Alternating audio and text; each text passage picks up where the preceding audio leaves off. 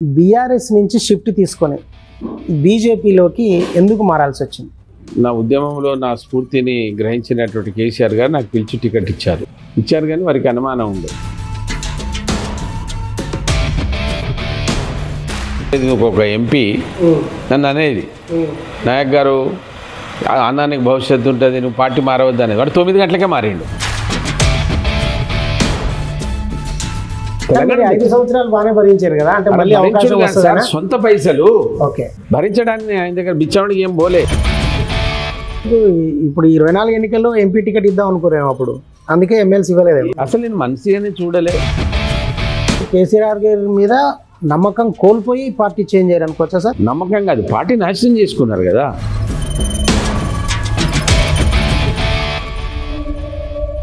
మహబూబాబాద్లో ఉన్న 7 అసెంబ్లీ సెగ్మెంట్లలో ఒక్క చోట కూడా బీజేపీ ఎమ్మెల్యే లేరు. మొన్నటి ఎన్నికల్లో చెప్పుకోదగిన ఓటింగ్ పర్సెంటేజ్ కూడా లేదు. మీరు ఈ పార్టీ నుంచి ఎట్లా గెలుస్తాం అనుకుంటున్నారు? ఎట్లా అంచనాకు వస్తున్నారు? టీఆర్ఎస్లో టీం తీసేస్తే తెలంగాణ ప్రజల తల తీసేసినట్టు అయిపోయింది. ఈ నియోజకవర్గంలో కాంగ్రెస్ వర్సెస్ బీజేపీ ఉండబోతుందా, బీజేపీ వర్సెస్ బీఆర్ఎస్ ఉండబోతుందా, బీఆర్ఎస్ అసలు పోటీలో ఉంటుందా? బీఆర్ఎస్ ఎక్కడ సార్? మళ్ళీ మీరు బీఆర్ఎస్లో ఉన్న వాళ్ళంతా సంపాదించుకొని వెళ్ళిపోతున్నారు సార్.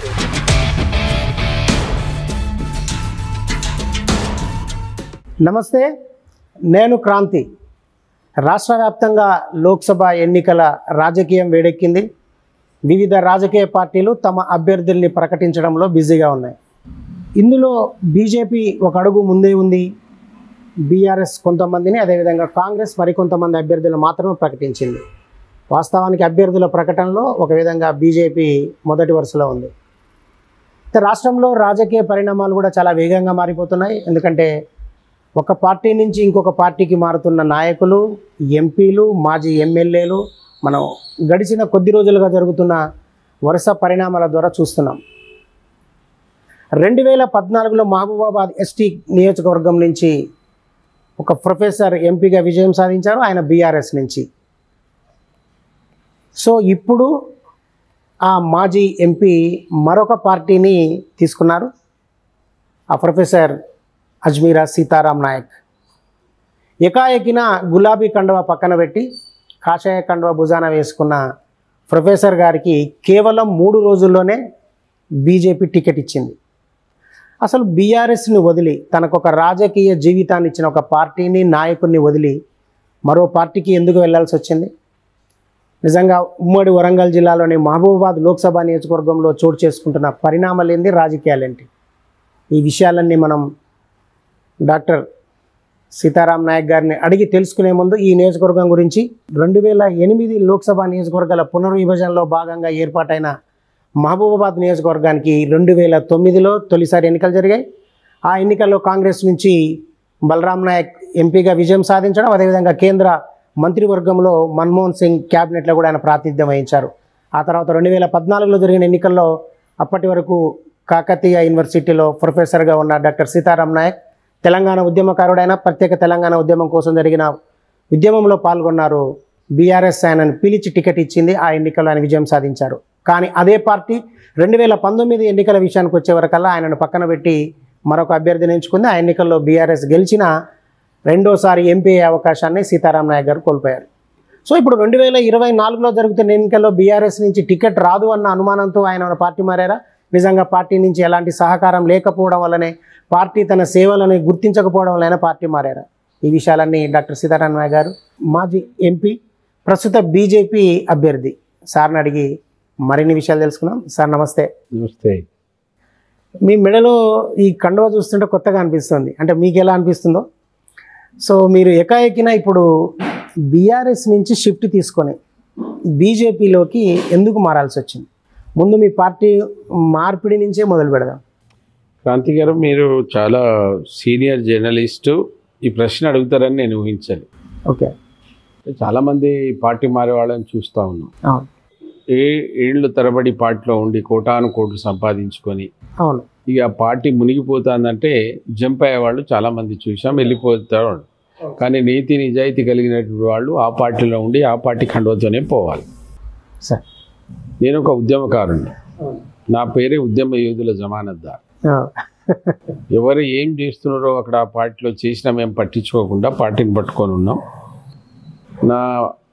నా ఉద్యమంలో నా స్ఫూర్తిని గ్రహించినటువంటి కేసీఆర్ గారు నాకు పిలిచి టికెట్ ఇచ్చారు. అందులో ఏం డౌట్ లేదు, ఇచ్చారు. కానీ వారికి అనుమానం ఉండే, గేట్వే ఆఫ్ 3 కాన్స్టిట్యున్సీస్ ఉన్నాయి ఖమ్మానికి సంబంధించి. గేట్వే ఆఫ్ ఆంధ్ర, అవును, అక్కడనే 3 కాన్స్టిట్యున్సీలు ఉన్నాయి నాకు. ఒకటేమో భద్రాచలం, పినపాక, ఇల్లు.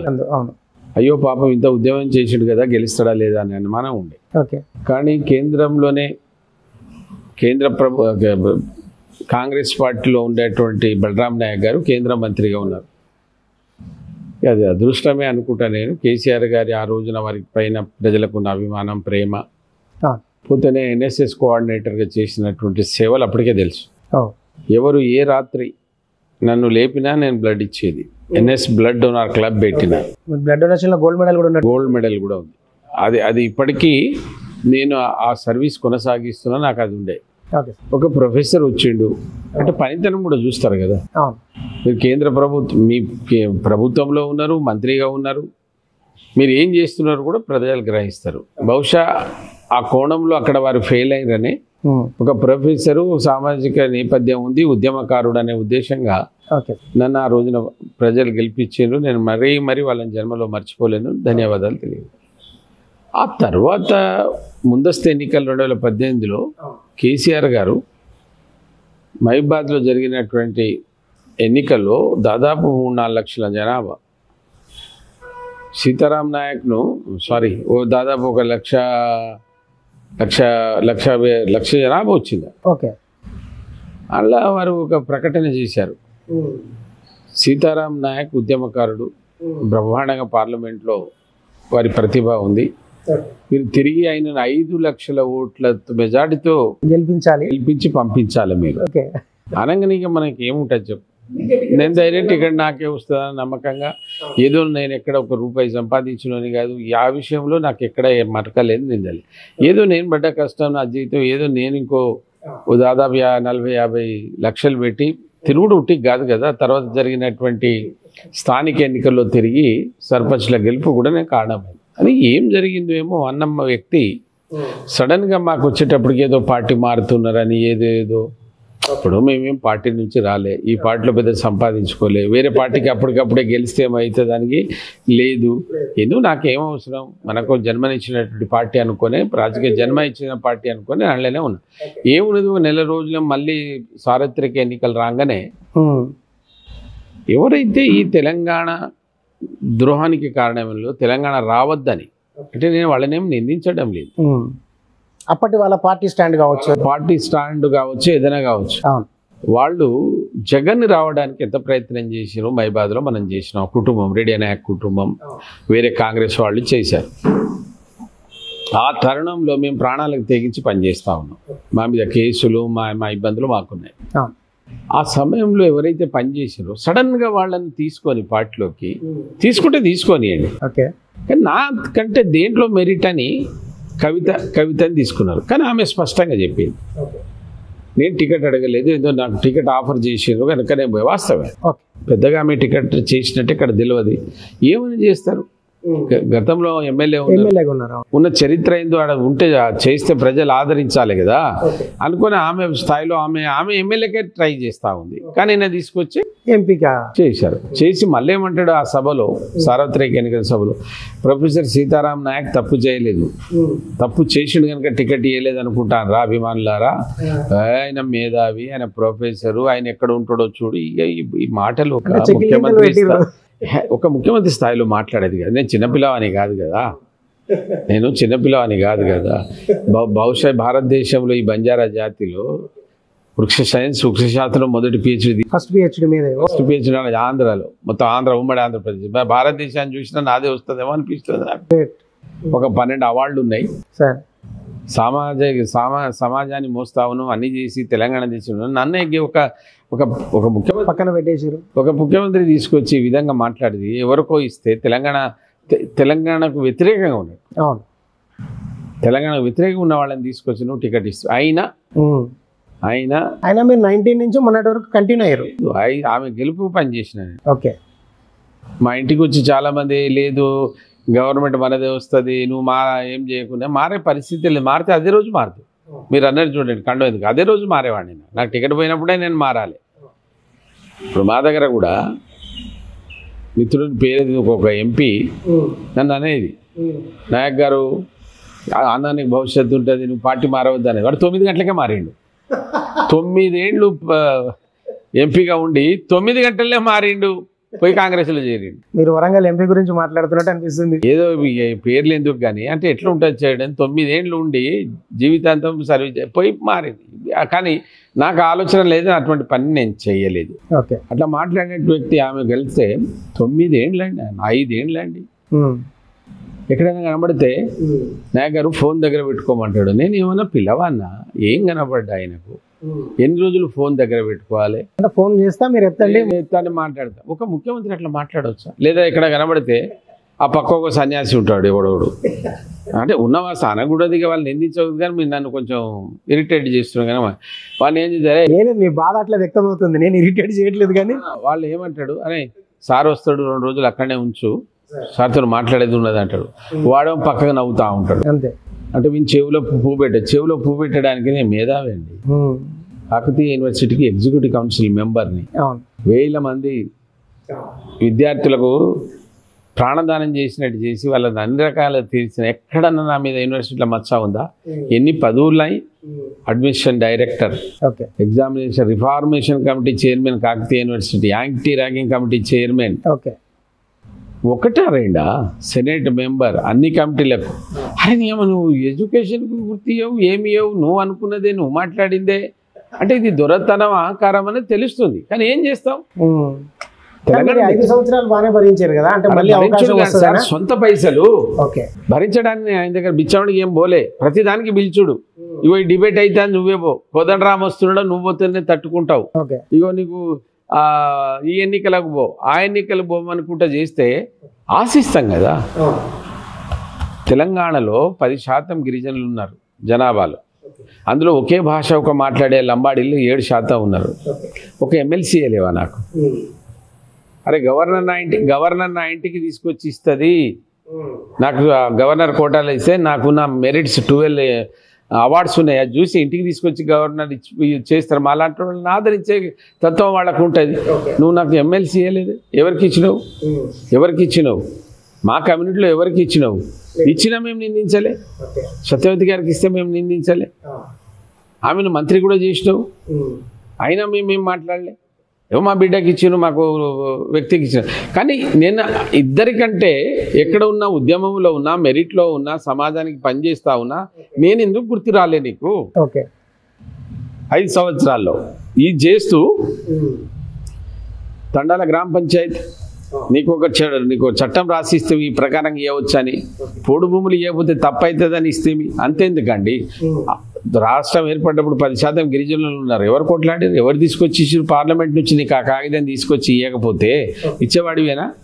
అరే ఇన్ని చేయించుకొని ఒక ఎమ్మెల్సీ ఇవ్వకపోతే ఏమైంది? ఒక అడ్వైజర్గా ఇప్పుడు 24 ఎన్నికల్లో ఎంపీ టికెట్ ఇద్దాం అనుకోరేమో అప్పుడు, అందుకే ఎమ్మెల్సీ ఇవ్వలేదు. ఏది లేదండి, అసలు నేను మనిషిగానే చూడలే. మీరు నమ్ముతారా? ప్రామిస్, అది చాలా హట్. ఏదో అనుకోవడం, బాధపడడం ఎందుకు. కానీ ఆ రోజు నా పిల్లలు ఏడ్చింది నాకు బాగా గుర్తుంది. నా టికెట్ తీసేస్తే 3-4 లక్షల ఓట్లతో గెలిచి ఎంపీ సీట్ తీసేసినప్పుడు రాజ్యసభ పంపవచ్చు కదా. ఉమ్మడి ఆంధ్రప్రదేశ్లో 4 గిరిజనులను రాజ్యసభకు పంపారు, ఒకరి తర్వాత ఒకరి. నీ అమ్మ మేము ఇంత కష్టపడి తెలంగాణ తీసుకొచ్చి నీ చేతిలో పెడితే నువ్వు ఒక్క గిరిజనుని రాజ్యసభ పంపబోతే ఎవడబ్బా సొమ్ము? అమ్ముకునేది అదేమన్నా? ఏం పేరు వచ్చింది మీకు? చెడు పేరు వచ్చింది కదా. ఒక విధంగా మీరు కేసీఆర్ గారి మీద నమ్మకం కోల్పోయి పార్టీ చేంజ్ అయ్యారు అనుకోవచ్చా సార్? నమ్మకం కాదు, పార్టీ నాశనం చేసుకున్నారు కదా. అరే నువ్వు తవ్వుకున్నాక బొందా అందులో ఎవడు ఉంటాడు? ఎందుకు ఉంటావు? చెప్పండి, ఎవరు ఉంటారు? నువ్వు తవ్వుకున్నా మునిగిపోయే పడవ. ఇక అది నేను ఆ పార్టీని నిందించాను. వాళ్ళకి వాళ్ళే శాపనార్థం పెట్టుకున్నాడు. అది చదువుకున్నాడు అంటాడా కేటీఆర్ మాట్లాడితే?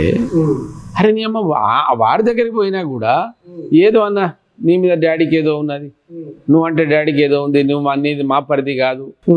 ఆమె కవిత గారు మా పరిధి కాదు, నీ పరిధి డాడీని అంటాడు. ఏం పరిధి?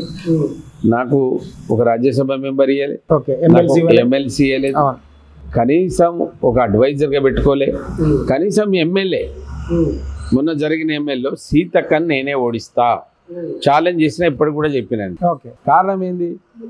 ములుగు టికెట్, నేను అక్కడ పుట్టిన బిడ్డను, ఉద్యమకారుని, నేను చేసిన దాంట్లో ఇప్పటికి అడుగుతున్నా. వాళ్ళు 2 సార్లు ఇప్పుడు ఎమ్మెల్యేలు కదా, ఏం చేసిరో ములుగు చూపెట్టండి, నేను చేసింది ఏదో చూపెడతా.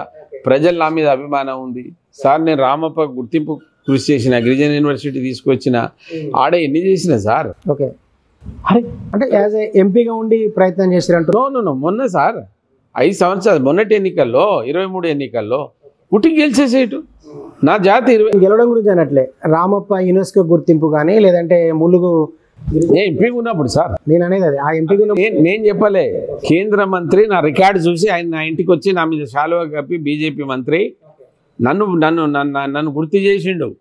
ఎంత ఆనందపడ్డా అనుకున్నా. వీళ్ళు ఇక్కడ నుంచి పోయిన మంత్రులు ఇదే దయాకర్ రావు, ఇదే సత్యవతి అక్కడికి పోతే ఏదైనా ప్రోగ్రాం ఉంటే వాళ్ళిద్దరేమో ఆ కుర్చీలో కూర్చోవాలి, ఆడ మాట్లాడాలి.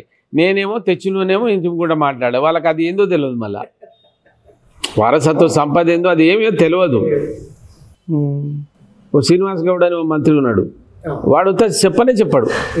ఆయన టూరిజం మినిస్టర్ ఉండే కదా. ఏ మినిస్టర్ ఉంటే సార్, నేను ఇక్కడ మాజీ మంత్రిని, ఒక ఉద్యమకారుని, తోటి ఉద్యమకారుడు చెప్పాలా, చాలా చాలా రకాలుగా చేసిరా. అయినా మేము ఎవరిని ఇప్పటికి కూడా నేను నిందించదలుచుకోలేదు సార్, ఒకటే చెప్తా. నాకు ఎమ్మెల్యే అయ్యలేదు. తర్వాత కనీసం ఈ సీట్ అనే మరి మళ్ళీ ఇస్తారేమో అనుకుంటాను నేను. ఏది మన మహబూబాద్ సడన్ గా మళ్ళీ ఆమెకే ఇస్తారు, సిట్టింగ్ కు అనౌన్స్ చేసారు. మీకు అటువంటిప్పుడు సో మీ దారి మీరు చూసుకోవాల్సి వచ్చింది. నేను ఎటు దారి చూసుకోలేదు సార్. నా ఇంటికి ఒక జాతీయ పార్టీ, ఇవాళ దేశమే మోడీ, మోడీయే దేశం అనేటువంటి ఒక నినాదం వచ్చింది. ప్రపంచ దేశాల్లో మనం విఘ్నులం అండి, చదువుకున్న వాళ్ళం. నా భావజాలం కావచ్చు, నేను కాదు మొదటి బీజేపీ భావజాలం. బీజేపీ ఏదో ఒక పార్టీలో ఉంటే దాన్ని మాట్లాడాలి. కానీ బీజేపీ ఎక్కడన్నా ఈ దేశానికి లేదా ఈ గిరిజనులకు, ఎస్సీ ఎస్టీలకు చేస్తే నేను మాట్లాడినా, డిబేట్లలో చాలాసార్లు మాట్లాడినా. బీజేపీ సార్, మీరు తెలంగాణకు వచ్చే ముందు రీఆర్గనైజేషన్ బిల్లో పెట్టుమన్నా, అది తప్ప? ఎవడు అంటాడు అయ్యో బీజేపీని నేను నిందించుడేంది? ఈ రోజు కూడా నేను పార్టీలోకి గెలిచిన మోడీ గారిని నేను చేతులే దండమంటా, సార్ ఈ దేశంలో ఇట్లా ఉన్నది, దేశంలో మా బతుకులు ఎట్లున్నాయి చేయమని అంటాం. అది తప్పు కాదు కదా. నిజంగా 100% కిషన్ రెడ్డి గారికి రావడం అనూహ్యంగా జరిగింది. ఇదంతా అనూహ్యంగా జరిగింది. ఒకవేళ పార్టీని అన్యాయం చేయాలి, పార్టీని మార్చాలంటే ఎన్నడో మాట. పార్టీని అన్యాయం చేసింది. సో మిమ్మల్ని కోరుకున్న పార్టీకి మీరు వెళ్ళారు.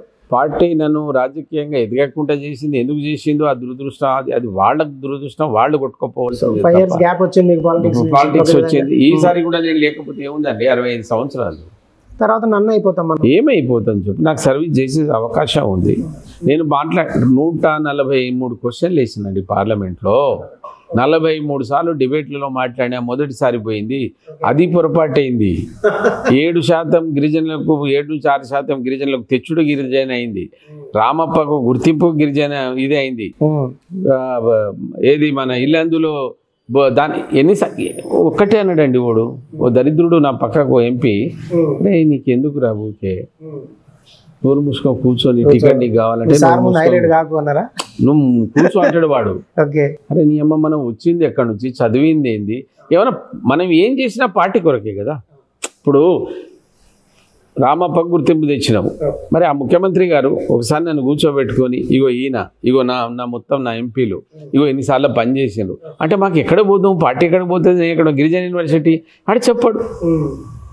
ఒక ఎంపీ అయితే అన్నాడు, పేరు చెప్పగానే, అన్న 9 ఏళ్లలోనే 5 ఏళ్లలో 3 ఏళ్లలో ఒక్కసారైనా నన్ను మాట్లాడేది కనుక నాకు టికెట్ ఇచ్చారు. నువ్వు మాట్లాడినావు కనుక నీకు టికెట్ ఇవ్వలేదు అంటాడు వాడు. పాప వాళ్ళు ఉన్నట్టు చెప్తున్నారు, వాళ్ళు నా మీద అంటే కరెక్ట్ రీజనింగ్ చెప్పిండు, కరెక్ట్ చెప్పిన వాళ్ళు. ఓకే, ఇటువంటి పరిస్థితిలో నేనేం పార్టీ మారలే. నేను సేవ చేయాలని ఉన్నది. ఇవాళ దేశం భారతీయ జనతా పార్టీ తప్ప ఈ దేశానికి గత్యంతరం లేదు. ఈ దేశాన్ని 47 సంవత్సరాలు కాంగ్రెస్, 47 సంవత్సరాలు దాకా కాంగ్రెస్ పరిపాలించి వాళ్ళ పని వాళ్ళు చేసింది, దాన్ని ఎవరు కాదనడం లేదు. కానీ ఇవాళ నాయకత్వం, బలమైనటువంటి నాయకత్వం, దృఢమైనటువంటి నాయకత్వం, ఈ దేశాన్ని మోసేటువంటి నాయకత్వం, ఈ దేశం మీద ఎవడైనా శత్రువు వస్తే సంహరించేటట్టు కావాలి. అటువంటి నాయకత్వం ఇవాళ మోడీ గారిలో కూర్చున్నారు కనుక నేను కాదు కదా. 10 ఏళ్ల నుంచి మోడీ గారిని ఎందుకు మోడీ మోడీ మోదీ మోదీ మోదీ అనే. సో అల్టిమేట్గా మీరు కూడా ఇప్పుడు మోడీ చరిష్మాని నమ్ముకుంటారు. 100% చరిష్మే కాదు, ఆయన పనితనం అట్లా ఉంది కదా. పనితనం ఉంది, పని జరుగుతుంది కనుక మీకు ఇంకా తెలియదు. మూడోసారి ప్రధానమంత్రి అనౌన్స్మెంటే లేట్గా, ఎన్నికలయ్యి అనౌన్స్మెంట్ లేట్ తప్ప మూడోసారి కూడా ఆయన ప్రధానమంత్రి అనేది ప్రపంచ దేశాలే అంటున్నాయి కదా. ప్రపంచంలో అంత పెద్ద దేశం, ప్రజాస్వామ్య దేశంలో ఆయనే అంటున్నారు. ఓకే సార్, ఇప్పుడు మనకు ఒక లోక్సభ నియోజకవర్గంలో మనకి 7 అసెంబ్లీ సెగ్మెంట్లు ఉంటాయి. మహబూబాబాద్లో ఉన్న 7 అసెంబ్లీ సెగ్మెంట్లలో ఒక్క చోట కూడా బీజేపీ ఎమ్మెల్యే లేరు. మొన్నటి ఎన్నికల్లో చెప్పుకోదగిన ఓటింగ్ పర్సెంటేజ్ కూడా లేదు. మీరు ఈ పార్టీ నుంచి ఎట్లా గెలుస్తాం అనుకుంటున్నారు? ఎట్లా అంచనాకు వస్తున్నారు? పోయినసారి కాంగ్రెస్కి ఎన్ని వచ్చినాయి? ఓకే, కాంగ్రెస్కి ఎన్ని వచ్చినాయి? ఆ తర్వాత జరిగినటువంటి 5 ఏళ్లలో కాంగ్రెస్ పరిస్థితి ఏంది? ఓకే, ఇది కాంగ్రెస్ పనితనము, కాంగ్రెస్ నాయకుల ఫేస్ వాల్యూతో వచ్చినాయి కాదు. బీఆర్ఎస్ పార్టీ టీఆర్ఎస్లో టీం తీసేస్తే తెలంగాణ ప్రజల తల తీసేసినట్టు అయిపోయింది. అది వాస్తవం చెప్పాలి. ఏ తల పోయినాక దానికో బీదలిగించిండ్రు, బీఆర్ఎస్ని పెట్టిండ్రు. ఏ ఉద్యమకారుడు, ఏ ప్రజలకు అది నచ్చలేదు. ఒకటి. దాంతోపాటు అవినీతి, కుటుంబ పాలన. దాంట్లో నేను ఒకటి మాత్రం చెప్పగలుగుతా, ఏది జరిగినా ఇంట్లో ఇంకొకతను ఉంటాడు. ఆ వాళ్ళను మరి ఎట్లా నమ్మి ఏం చేస్తున్నారో వాళ్ళు తప్ప ఎవ్వడికి అడగ విలువ లేదు, ఎవ్వరికి లేదు. ప్రజాస్వామ్యం కాదండి. అయినా ఏదో నీ 3-4 పేరు మీద తెలంగాణ వచ్చింది కాదు కదా. ఎంతమంది తల్లులు కడుపుకోతానండి. ఈ చేతుల మీదకి వెళ్ళి ఆ పిల్లల్ని కాలిపోతే పట్టుకొని ఊరుకోడు. ఎన్ని సర్వంతా అన్నీ మేమే అయ్యి. ఓ చిన్న కారు నాది 1,50,000 సర్టిఫికేట్, నాది శాలరీ. ఒక సర్టిఫికేట్ ఇస్తే 100 మంది రిలీజ్ లేడు. ఆడ కూర్చుని అడగండి, మీ ప్రెస్లను అడగండి సార్. 2-3-4 రకాల చెప్పులు నా కారులో, బనీళ్ళు, బ్లాంకెట్లు. పోరగాళ్ళు ఉరికితే పాపం వాళ్ళు ఏం చేసినా వాళ్ళకి చెప్పండి.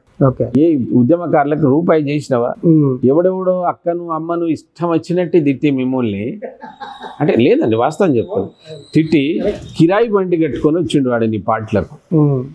మిమ్మల్ని తరిమినోళ్ళు, మమ్మల్ని కొట్టినోళ్ళు, మా మీద పెట్టినోళ్ళు అందరిని కిరాయి గాళ్ళని తీసుకొస్తేవి.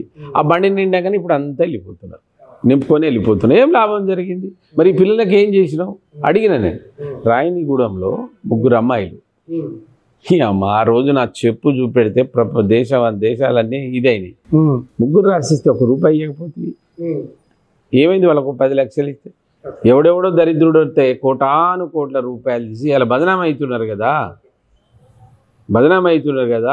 అదే మీరు ఉంటే ఇంకా 20 ఏళ్ళలో ఈ రాష్ట్రంలో ఎవరికి అవకాశం ఉండేదే కాదు. అంత ప్రజలను నమ్ముకొని ఉన్నటువంటి ప్రజలను మోసం చేసిండ్రు, దగా చేసిండ్రు. ఏదైనా నాకే తెలుస్తుంది అంటే ఎట్లా? నువ్వే కూర్చుంటే ఎవడు మాట్లాడితేవని మాట్లాడి ఒక కర్ర పడితేవి, వాళ్ళ ఇసుక ఎంత కలపాలి, కంకర ఎంత కలపాలి, అంతా మనమేనా? ఇంజనీరింగ్ పని కూడా మనమే అన్నట్టుగా ప్రజలు ఉండి ఇప్పుడు సరే కూలిపోతాయి. నేను దాన్ని కూడా తప్పు పట్టాను. ఒక పని టెక్నికల్ ఒకసారి ఇల్లు కడతా అంటేనే కింద కాదని కాదు, కానీ ఆ నిందలు మీ మీద వచ్చినాయి కదా. అట్లా చేసుకొని ఏ లాభం పడ్డారు? ఎవడు పడ్డాడు? మరి ఆ ఇంట్లో ఉన్నటువంటి మీరే. అదే కుటుంబ పాలన కదా, ఏం చేసినా మీరే కదా. నాకు 1 రూపాయి సాయం చేసినవారు ప్రమాణం చేసి చెప్పు. మనం వాళ్ళ పిల్లల మీద ప్రమాణం 5 ఏళ్ళు ఎంపీగా ఉన్నా 1 రూపాయి సంపాదించిన అవకాశం ఇచ్చిందా? మిమ్మల్ని ఇష్టం వచ్చినట్టు తిట్లో తాగుబోతూ దంగ లంగా నేను తిట్టి వచ్చిన వాళ్ళనేమో మీరు ఆదరించి అసలు ఎన్ని బండ్లలో కట్టుకొని పోయి ఎన్ని లారీలో మోసుకొని పోతున్నారు అనేది మనం చూస్తూనే ఉన్నాం. నేను దాన్ని మేము పోలే, అట్లా నేను పోలే ప్రామిస్ చెప్తున్నా. నేను పోవాలని కూడా నాకు లేకుండే. కానీ ఇంత ద్రోహం చేసి నా ఆత్మని చంపి నా ఇంట్లో నా పిల్లలు, నాకు కూడా ఆశయం ఉంటుంది కదా, సర్వీస్ ఎందుకు చేయకూడదు? నేను చెప్పిన లిస్టు మీ మీద పోతే నమ్ముతారా మీరు? ఒక 20-25 పనులు బీఆర్ఎస్ పార్టీలో ఉండి, టీఆర్ఎస్ పార్టీలో ఉండి బీజేపీ ప్రభుత్వం దగ్గర మోడీ గారిని అక్కడ మంత్రులను మెప్పించి నచ్చజెప్పి ఒప్పించుకొని సాధించినవి చెప్తే అసలు మీరు అందుకోసమని చాలామంది అడిగారు. మీరు ఎట్లా సార్ అక్కడ ఏం లేదు పోతారంటే నేను పోడు కదా. మోడీ గారు ఒకటి, ఆ తర్వాత నేను చేసిన పనులు ఉన్నాయి, నా ప్రోగ్రెస్ రిపోర్ట్ చూసి నాకు ఓటేసి గెలిపిస్తే సంతోషం. లేదు నాకంటే ఎక్కువ చేస్తే వాళ్ళకేయండి, నేను అది కూడా నిందిస్తలేదు. సో ఇప్పుడు మీరు 2014 నుంచి 19 వరకు ఎంపీగా పనిచేసి సాధించిన విజయాల్ని ఈసారి బీజేపీ తరఫున పోటీ చేస్తే గెలిపిస్తారన్న ఆశతో మీరు ఉన్నారు. బీజేపీ ఇచ్చింది అవి అని. సో బీజేపీ ఆ పనులు కూడా బీజేపీ చేసింది కదా. రిమార్కబుల్ వర్క్స్ ఇక్కడ రాష్ట్రంలో నేనేం తీసుకోలేదు. చారిత్రాత్మక రామప్ప దేవాలయం 12వ శతాబ్దంలో కట్టబడినటువంటి చారిత్రక రామప్ప దేవాలయం. అక్కడికి ఎవడు పోయినా ఇంత గ్లాస్ నీళ్లు అన్నిటికేసి తేలుతాంది అంటున్నారు. కానీ దాని గురించి దాని ఒక ప్రపంచ మాన్యుమెంట్లలో దీన్ని గుర్తించాలని ఎవరు కోరలే. అయితే ఇది ఒకటి చెప్పవచ్చు, ఈయన ఒక్కడే చేసినాను. ఎస్, నేనే ఆ మండలం బిడ్డ. నేను ఒక 10-20 మంది ఎంపీలను తీసుకుపోయి 1-2 సార్లు సంబంధిత మంత్రిని మోడీ గారిని కలిసి, సార్ మా ప్రాంతం మీరు ఏమైనా దేశాన్ని విభజిస్తారా అన్నా నేను.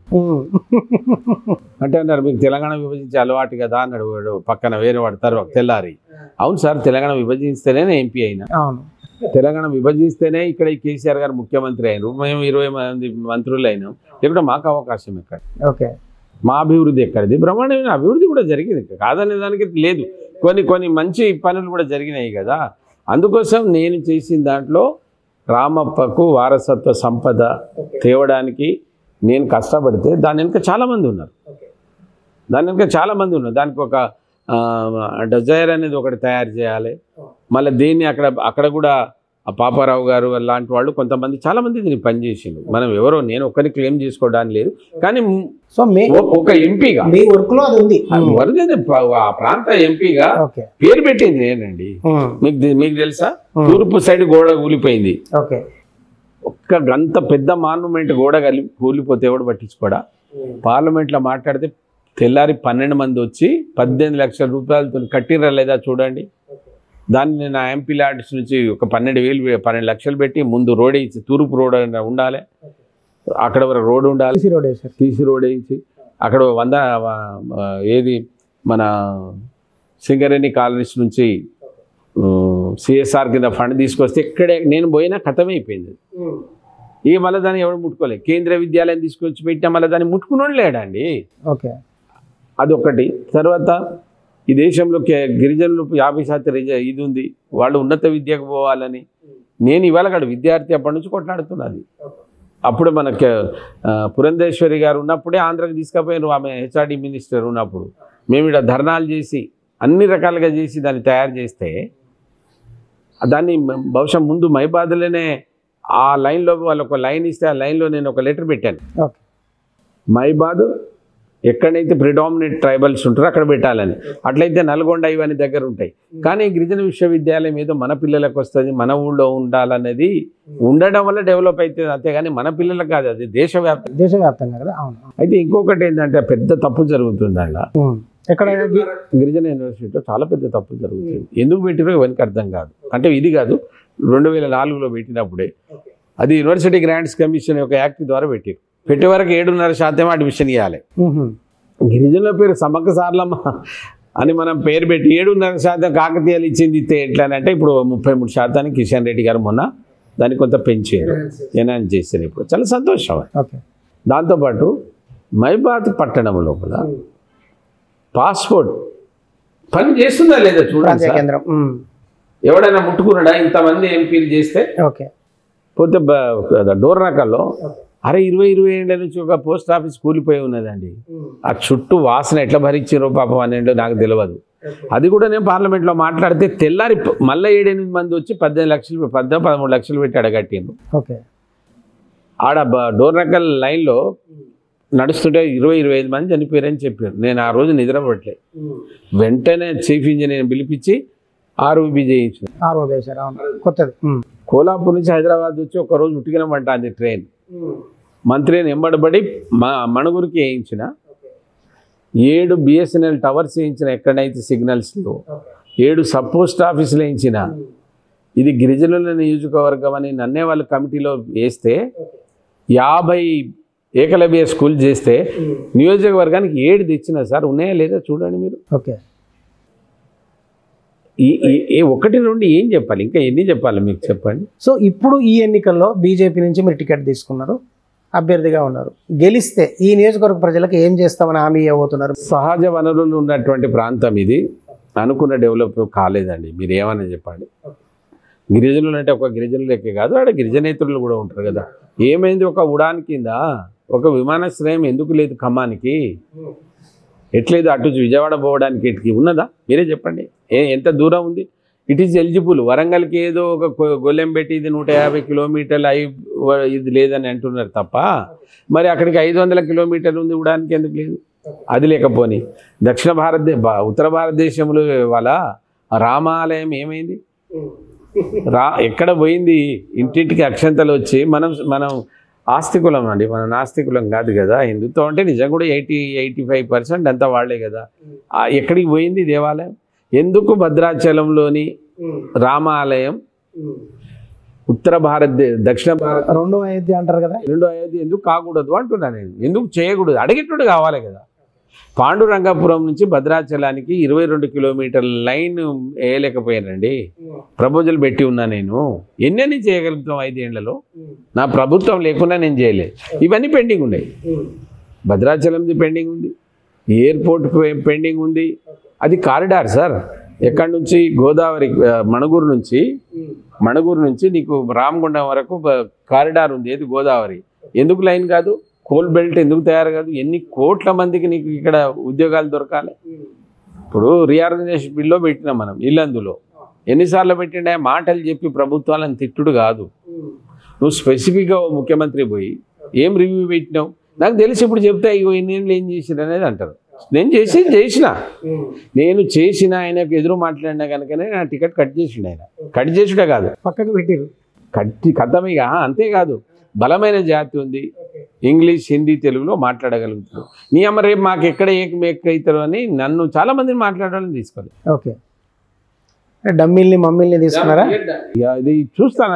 మనం అనుడు ఎందుకు?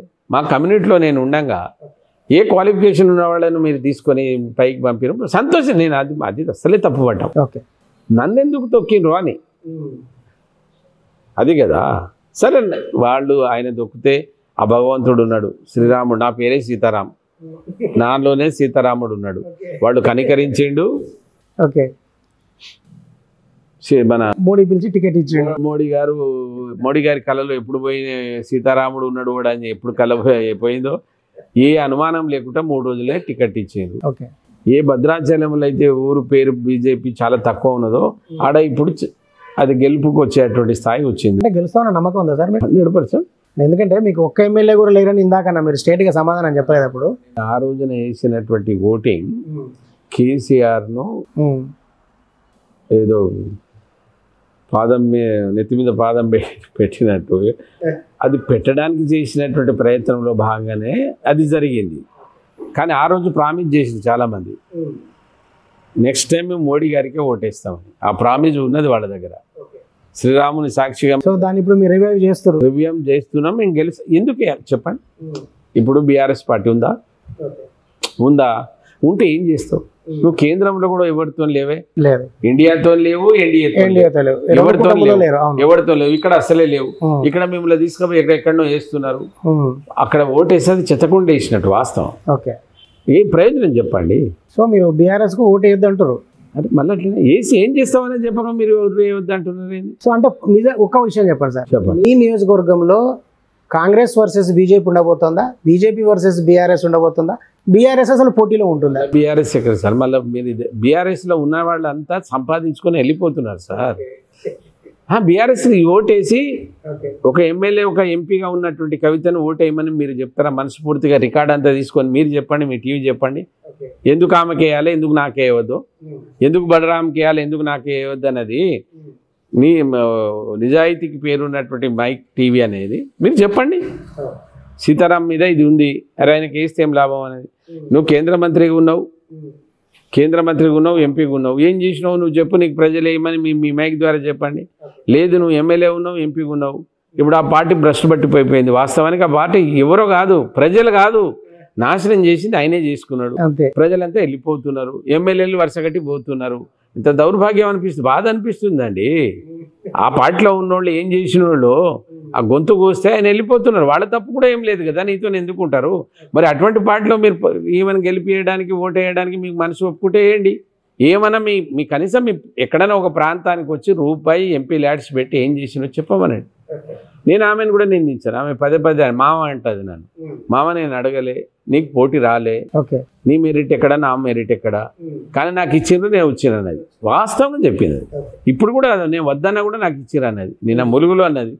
నేనేం అడగలే, నాకు టికెట్ ఇస్తే ఏంది ఓటు వేస్తారా లేదా మీ ఇష్టం అన్నది. మరి అదేవిధంగా బలరామాది. నాకెందుకు కాన్ఫిడెన్స్ అంటే ఆ ముగ్గురు నిలబెట్టండి, ఈ ముగ్గురిట్లో ఎవరు అభివృద్ధిలో ఉన్నారు, టీఆర్ఎస్లో ఉండి ఏం అభివృద్ధి చేసినా ఇవాళ మోడీ గారి నాయకత్వంలో నన్ను గెలిపించుకుంటే మీ ప్రాంతం ఏమవుతుందో ఒకసారి ఆలోచించుకుంటున్నా. ఇప్పుడు చెప్పినవన్నీ చేస్తానండి. 240-30 కిలోమీటర్ల రహదారి, దీనికి సాక్ష్యం ఎవరు? ఇంకా వేరే పార్టీలో పోయిందని కాదు, తుమ్మల నాగేశ్వరరావు గారు. నేను ఇప్పుడు ఈ చెప్పినవన్నీ ఆయన మంత్రి అప్పుడు నా నియోజకవర్గంలో, వీటి మీద ఆయన సంతకాలు ఉన్నాయి చూడండి. ఏది అబద్ధం అని చెప్పమనండి. ఇప్పుడు ఎవడెవడో నేను తెచ్చిన గిట్ట చేస్తే అవుతుందా? కాదండి, ఇట్లా చెప్తే అయిపోతుందా? నేను తెచ్చిన 244 ఫేజ్లలో ఒక ఫేజ్ స్టార్ట్ అయింది. ఎక్కడికి? వలిగొండ నుంచి కొత్తగూడెం భద్రాచలానికి కనెక్టివిటీ పని స్టార్ట్ అయింది. ఎవడు కాదంటాడు చెప్పు, మీరు ఎందుకు చేయలేదు? ఇంతమంది ఇన్నేళ్ళు ఉన్నారు కదా. ఇప్పుడు రంగసాయిపేట నుంచి మహిబాద్కు 71 కిలోమీటర్ రోడ్ అక్కడనే ఆగిపోయింది. నేను లేకుంటే ఎప్పుడు అయిపోవది? ప్రజలకు నేను చెప్తున్నా, మళ్ళీ కంప్లీట్ చేయాలని ఆగి 100%.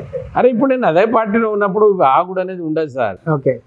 నేను పోయి నాకేమో సార్ నా కాళ్ళు పట్టుకుంటా, నాకు చైర్మన్ నేనే మాట్లాడేటాను, నా ప్రాంతం అభివృద్ధి చేయండి అని అడిగేవాడిని. అదేవిధంగా నేను చేయిస్తా. ఆ నమ్మకంతో నాకు ప్రజలు వేస్తారు. అవునండి, 7 ఎమ్మెల్యేలు అంటున్నారు. ఎమ్మెల్యేలకు ఇప్పుడు ఎంపీలు గెలవకపోతే ఎమ్మెల్యేలకు ఒరిగేదేముంది? ఏమైనా ఎమ్మెల్యేల పదవి పోతుందా? పార్టీ పడి అంటే నియోజకవర్గాలలో వర్క్ చేయడానికి కానీ ఓట్లు వేయించే యంత్రాంగం అంతా కూడా ఎమ్మెల్యేల చేతుల్లో. నేను అదే విఘ్నులు అయినటువంటి ఎమ్మెల్యేలు కానీ ఎమ్మెల్యేలను చేయమనండి. సీతారాం నాయక్ ద్రోహి, ఆయన ఓటు వేయవద్దు, బలరాంకి ఏమని చెప్పమనండి. ఇప్పుడు గెలిచిన ఎమ్మెల్యేలు అంతేనా? చెప్పమనండి.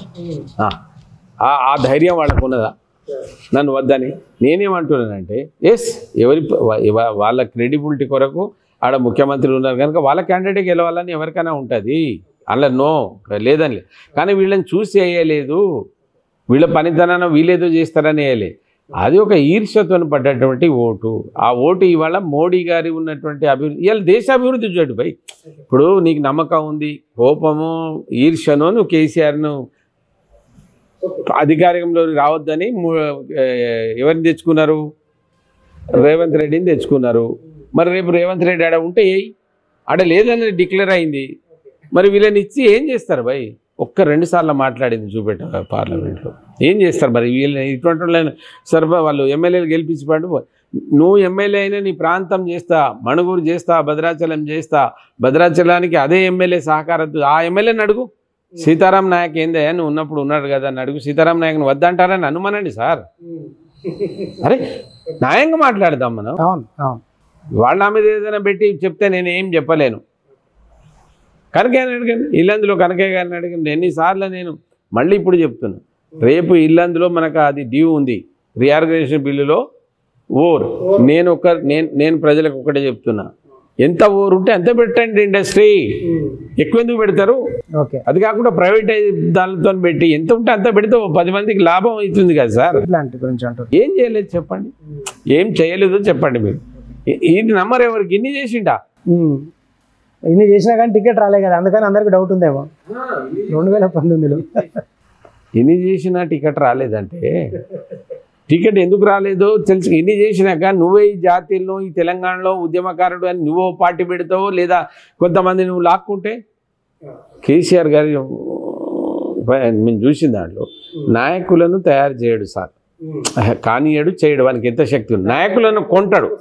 నాయకులను కొనడమే అంటారు కదా, అంతే. ఏదో వాళ్ళని పిలిపించుకుంటే ఏదో వాళ్ళతోనే మాట్లాడుతూ ఉంటారు. నా లాంటి మేధావి గిరిజన ఊళ్ళలో చెప్తే కదా, ఫస్ట్ పిహెచ్డి 16 పేపర్లు పబ్లిష్ చేసి పిహెచ్డి చేసి కాకతీయ యూనివర్సిటీలో ఎగ్జిక్యూటివ్ కౌన్సిల్ మెంబర్ నేనే సార్.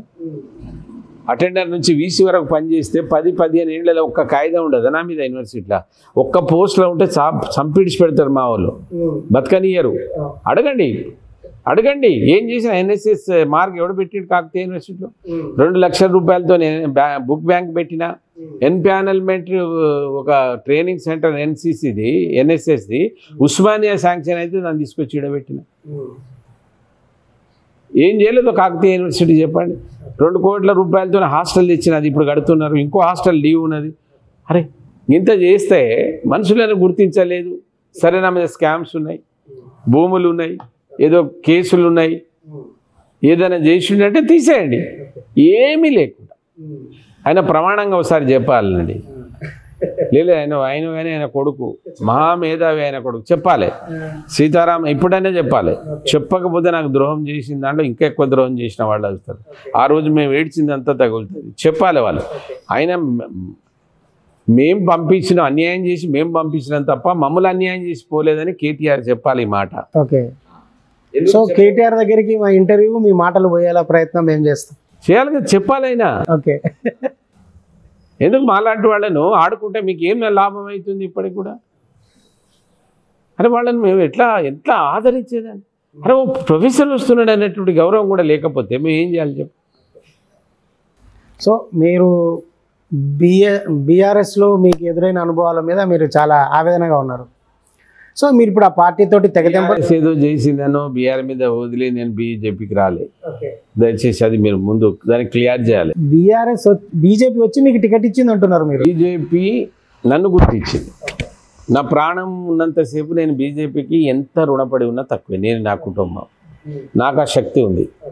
ఈ తెలంగాణలో 33 గిరిజన తెగలు ఉన్నాయి, 15% ఎస్సీ మిత్రులు ఉన్నారు. వాళ్ళ వర్గీకరణకు కూడా మోడీ గారు వచ్చి కమిషన్ వేసిండు. అటువంటి వాటికి మేము ముందుంటామండి. అటువంటి వాటికంటే వర్గీకరణ వాళ్ళ ఇష్టం. అది చట్టము, దానికి ఒకటి ఇది ఉంది.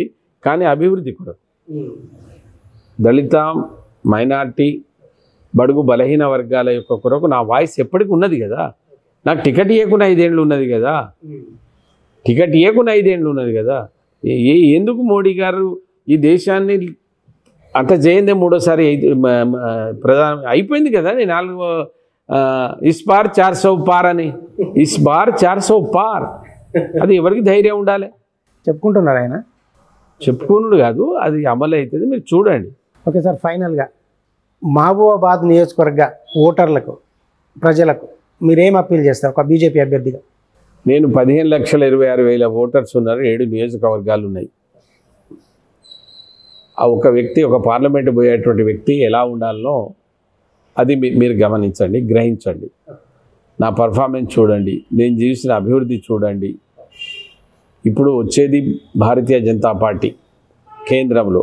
మీరు ఎవరినో గెలిపించుకొని ఆ నియోజకవర్గ అభివృద్ధికి ఏమంటారు అడ్డంకులు కాకుండా చూడండి. నన్ను గెలిపియండి.